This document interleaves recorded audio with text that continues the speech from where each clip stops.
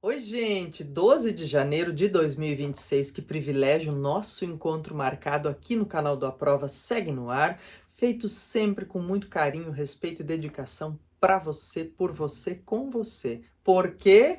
Porque seguimos juntos construindo conhecimento e cidadania, de quebra ou por extensão, melhorando seu desempenho em processos seletivos, concursos e vestibulares, como só é acontecer e você relatar por aqui, sabe? Que bom que a gente faz isso. Vivemos por aqui sempre entre a leveza e o peso, como diria Milan Kundera em A Insustentável Leveza do Ser, gente. Na leveza de noticiar, trabalhar, entender coisas boas. Como diria Selton Mello, não dá para fingir costume ganhar o Golden Globe 2 anos seguidos, puxa vida, né? Não dá para fingir costume. E entre o peso também, a leveza e o peso de noticiar, de trabalhar, de entender questões que a gente não gostaria de precisar tocar, mas infelizmente temos de fazê-lo com todo o respeito sempre e com o cuidado necessário para entender melhor essas situações. Claro, quero te dizer também, se você está conhecendo agora, é habituê por aqui, ou de repente quer acessar programas anteriores, eles sempre ficam à disposição. Mas, se ainda não se inscreveu e ativou as notificações, faça isso. Compartilhe com alguém com quem você quer construir uma reflexão, busca construir uma reflexão, um estudo, uma proposição a respeito dos temas que tratamos aqui, gente. É sempre feito, como disse, com aquele cuidado de oferecer suporte para a discussão, links para que você aprofunde os temas tratados por aqui. E a gente sempre tem a coisa do democrático, gente, tem que ser muito forte. Democrático e atemporal. A qualquer tempo você pode acessar esses temas e se sentir informado naquele tempo a respeito disso. A qualquer momento você tem que se sentir também respeitado em termos do contraditório. Esse é o ponto de referência imprescindível para que a gente construa juntos, com confiança, com credibilidade, com tempo de tela produtivo. Minha campanha segue firme desde janeiro do ano passado, fazendo um ano aqui, essa campanha de dar mais tempo de tela produtivo. Então vamos juntos, gente, falando nisso da leveza e o peso, olha só. Nós temos aí cinema, listas, um filme que faz 100 anos neste ano. Vamos fazer uma construção de repertório aqui que é sistemática, é peculiar, olha, e super didática para você se valer caso desejem processos seletivos, concursos e vestibulares. E para se valer nas suas conversas também.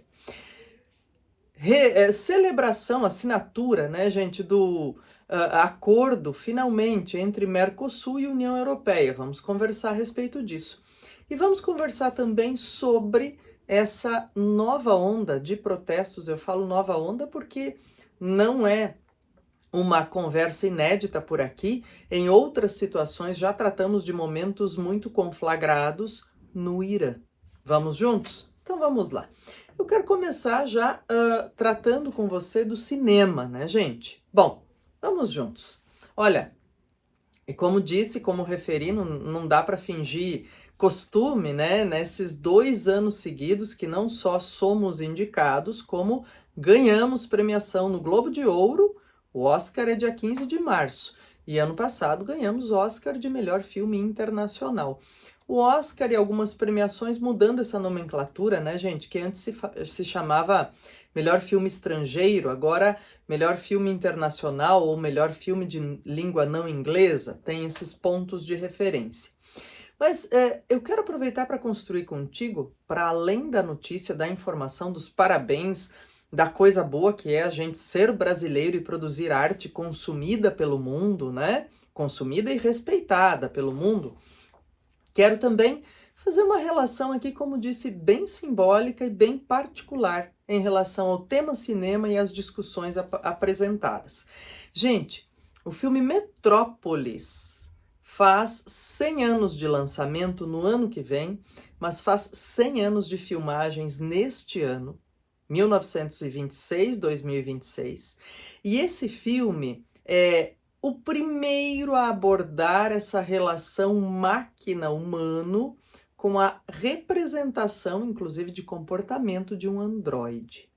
Diz, olha, é super representativo, simbólico neste ano, né? A gente falou tanto e continua falando de inteligência artificial, continua estudando isso porque é importantíssimo, gente. Ao longo de 2026 também, falou muito em 2025, vai estudar juntos tudo isso, sempre que houver referência, o espacinho aqui, a gente faz isso juntos. Mas olha só, diz o que eles imaginavam nesse cenário, né? Lá em 1926, quando das filmagens. É uma distopia futurista que imagina o ano de 2026 trazendo essa relação máquina e humano e representando esse androide como alguém cruel, vilão. Olha só, né? Diz então, o imaginário, a intuição humana sempre estão muito voltados a essa ideia do desconhecido que amedronta, que assusta. Isso não é só em relação às máquinas, né, pessoal? Bem, há várias referências aí no filme: sociedade, trabalho, relação entre homem e máquina, como disse, né? Esse androide que é eficaz na sua missão, a arquitetura que trabalha muito com referências góticas, com modernismo e muitas questões assim, claro, com olhos bastante, vamos dizer assim, treinados para observar, né, na fotografia do filme.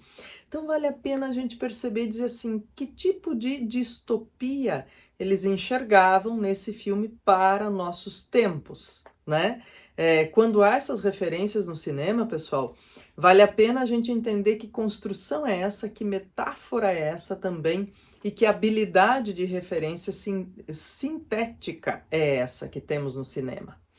E eu quero aproveitar aqui, então, para conversar um pouquinho contigo, pensando justamente, diz, puxa, Cleusa, e tudo que tem referência hoje, pessoal, vou aproveitar esse dia depois do Golden Globe, do Globo de Ouro, para fazer relações cinematográficas, tá? Então, tô trazendo Metrópolis aqui, porque, obviamente, a lista de filmes internacionais ou a lista de filmes e atores indicados está super efervescente. E eu tô te trazendo as relações estabelecidas pelo Metrópolis já há 100 anos, porque eles viam essa ideia da distopia, inclusive numa divisão social, gente, em que quem tinha mais dinheiro ficava no centro e nos edifícios, né, na verticalização da cidade. E quem era mais pobre, quem trabalhava para mover o centro urbano, ficava justamente nesse processo de gentrificação que vemos hoje nas metrópoles, afastado das cidades e movendo a máquina, dá para usar essa expressão, né? Bem, o que é importante destacar aí? Por que também estou fazendo essa relação? Gente, olha, sabe que várias pessoas me pediram para falar disso ao longo já do segundo semestre de 2025, para falar desse livro que se chama Coisa de Rico, que é um livro que retrata aí uma imersão de um antropólogo numa bolha social que é dos super ricos, para dizer como é que a elite brasileira, né, os super ricos brasileiros se comportam e algumas comparações com super ricos de outros países. Pessoal, vamos conversar um pouquinho aqui sobre essa referência e é claro, isso não se esgota aqui, é para colocar a pulguinha atrás da orelha para você. Na verdade, bem recorrente que pesquisadores dessa área, desses campos sociais, como antropologia, sociologia, se insiram em grupos para viver a experiência e para relatar depois, né? Para fazer pesquisa, para fazer uma pesquisa de qualidade, perceptiva e tudo isso. Muito bem. O que eu quero trazer aqui é um comparativo ou é um lembrete para ficar, como eu disse, com a pulguinha atrás da orelha, porque esse livro de Coisa de Rico fica como uma referência assim, nossa, super, né? Super simbólica e o pessoal colocando em lista e tem que ler e tal. Eu não vi esse movimento, tudo bem que você pode dizer, Cleusa, mas naquela época, né, há 20 anos, a internet não era tão assim, né, efetiva como hoje, tudo isso, mas de qualquer forma, pessoal, Eu não vi esse movimento há 20 anos, quando foi lançado o livro chamado Homens Invisíveis, que também é uma imersão de um estudo social para uma pesquisa também de acadêmico, né? Mas ele se insere num grupo de garis. E aí, inclusive, tem o Fernando Braga da Costa. Homens Invisíveis se chama esse livro. E ele foi publicado em 2004, gente. Tem mais de 20 anos, como eu disse.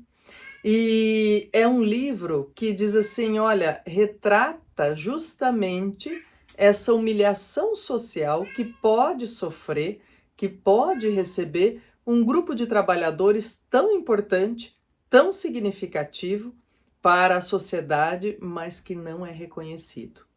Então diz, tudo bem, Cleusa, por que você está colocando isso em comparação? Vamos resumir? Porque são dois experimentos, vamos dizer assim, né, pessoal? São duas inserções em bolhas, em grupos diferentes, mas diz assim, olha, quando se fala em vida de rico, parece que todo mundo se interessa. Quando se fala, e todo mundo celebra, e tem que ler, todo mundo tem que ler. Quando se fala em observar quem trabalha, quem faz o dia a dia acontecer, mas não é visto, e por isso a ideia de homens invisíveis, né, gente? Diz, isso a gente só vê quando falta. A gente só faz a referência ou enxerga quando não está à disposição. Importante olhar para essas coisas, tá? Queria colocar essa pulguinha atrás da orelha. Diz, saímos de Metrópolis com essa referência há 100 anos, falando de celebração de cinema, e chegamos a duas publicações de dois âmbitos sociais diferentes no Brasil em 20 anos de espaçamento aí. Boa referência, dá para refletir mais, tá? Dá para aprofundar. Tô deixando links para você, inclusive. Bem, do que vamos falar ainda, que eu disse que queria trabalhar com essa ideia das listas, né, gente? Tô deixando um texto para você que me parece bem oportuno também, porque no fim de ano, início de ano, se fala muito em lista de livro, lista de filme, lista disso, lista daquilo, né? É um texto muito sensato sobre o fato de listas de leitura, por exemplo, serem muito mais uma moda, uma vitrine editorial e se valerem muito mais das relações sociais entre as pessoas indicadas e as que indicam, em detrimento de critérios literários mais consistentes. É por isso que eu faço questão aqui, em muitas situações, de trazer livros e leituras para você, para compartilhar, que não estão nas listas dos aclamados. Porque olha, gente, a história do quem sou eu na fila do pão também, né? Mas às vezes tem um livro X que tá lá em tudo que é lista e você fala, sério isso, produção? Né? Então, eu faço questão de fazer essa coisa meio outsider no sentido de olhar para outras leituras possíveis. Dá uma olhada nesse texto também, de uma autoridade no assunto, é professora, tradutora, né? Então, assim, tem referência aí para a gente discutir essas listas que você diz, será mesmo que isso, né? Não só gosto, mas também reflexão. Será que vale a pena meu tempo e minha energia quando a gente está falando de tempo de tela produtivo? É bom mexer nesse vespeiro às vezes, né? Quero falar também dessa história da celebração do acordo comercial, gente, entre Mercosul e União Europeia. Há mais de 20 anos, essa costura tem se consolidado, puxa aqui, puxa colar, discute mais, discute menos. Estou deixando um link completinho para você também sobre os produtos e serviços impactados direta e indiretamente por esse acordo, que deve ser assinado até o final desta semana. E como é que a gente entra nesse 2026 pensando nessas questões e o que devemos observar por aí. Diz, é tudo ótimo, é tudo ruim? Não. Tem uma questão relacionada a tarifas, trocas mais rápidas e consistentes, a intermediação ou ao menor índice de intermediação entre produtos, né, para que se troque produtos, para que se venda e revenda, forneça, enfim. Dá uma olhada aí nesses impactos, pessoal, porque vale a pena a gente refletir. Aliás, é necessário, nós somos cidadãos diretamente afetados por celebração de acordos como esse. Depois, gente, olha, e eu falei em referência aí a cinema que ia fazer sempre que possível, né? Neste nosso encontro, nessa nossa conversa. Fala do Irã, pessoal. Na última semana, muitas notícias, muitas informações sobre protestos bastante consistentes e, infelizmente, como eu disse no começo da nossa conversa, a gente está sempre entre a leveza e o peso. E a gente não está só noticiando aqui em relação ao Irã, protestos ou descontentamentos. A gente está noticiando que pelo menos é o que traz a imprensa internacional, diz tem pelo menos 500 pessoas mortas nos últimos dias nesses protestos. E isso é uma efervescência, uma conflagração nova, de novo, mais uma vez, porque o Irã, gente, vive um regime repressor muito forte.